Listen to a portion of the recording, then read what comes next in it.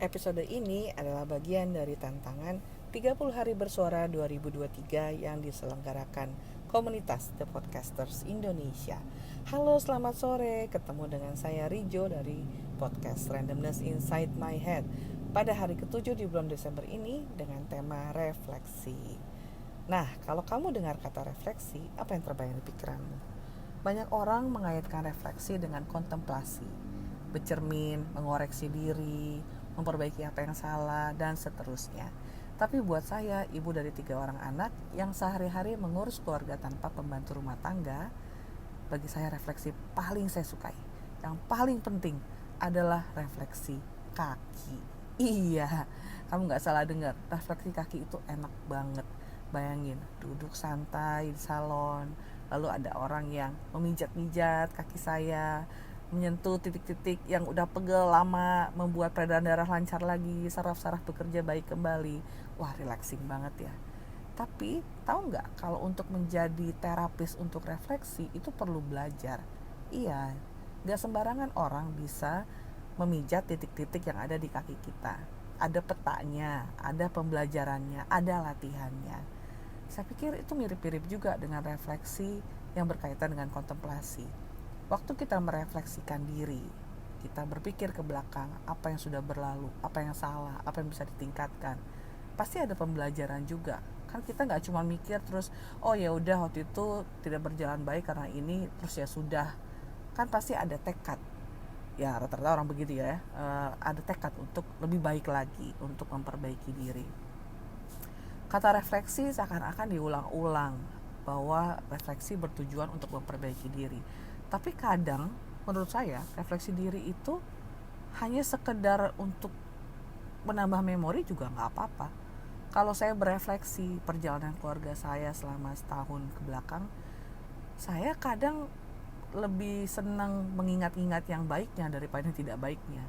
Oke lah, akan ada pembelajaran. Oke lah, saya pengen hari esok lebih baik. Tapi di satu sisi saya juga pengen gak terlalu keras dengan diri sendiri. Ya, hidup cuma sekali. Hidup dijalani dengan sukacita, dengan penuh rasa syukur karena sudah diberikan, sudah dikaruniakan. Dan berterima kasihlah juga pada diri sendiri bahwa sudah melalui 1 tahun atau bertahun-tahun ke belakang dengan keadaan yang baik. You survive. You survive that. You did well. Gitu. Jadi refleksi apa yang buat kamu sangat berarti? Ada orang yang suka refleksi kaki juga seperti saya, atau refleksi jenis lain. Boleh bagikan ceritamu ke email randomness.inside.myhead@gmail.com. Oh ya, ada satu lagi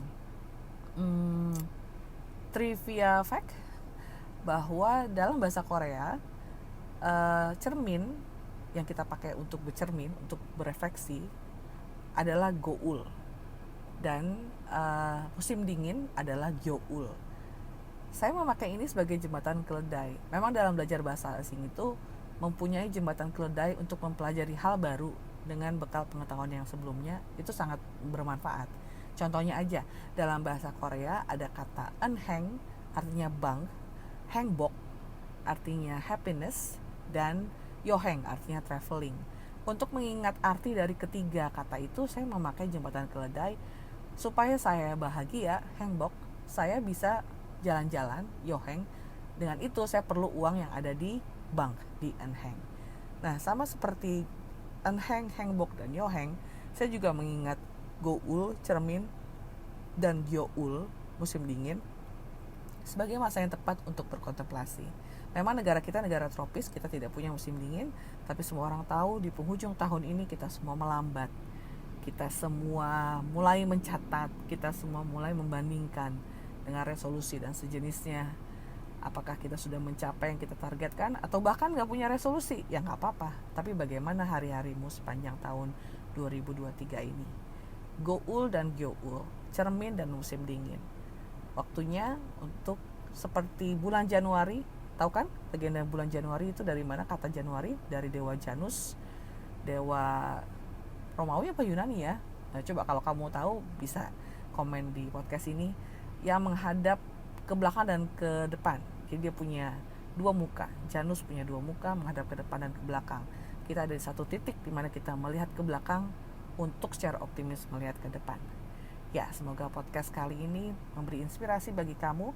Nantikan podcast-podcast berikutnya di 23 hari ke depan sepanjang tantangan dari The Podcasters Indonesia. Bye-bye.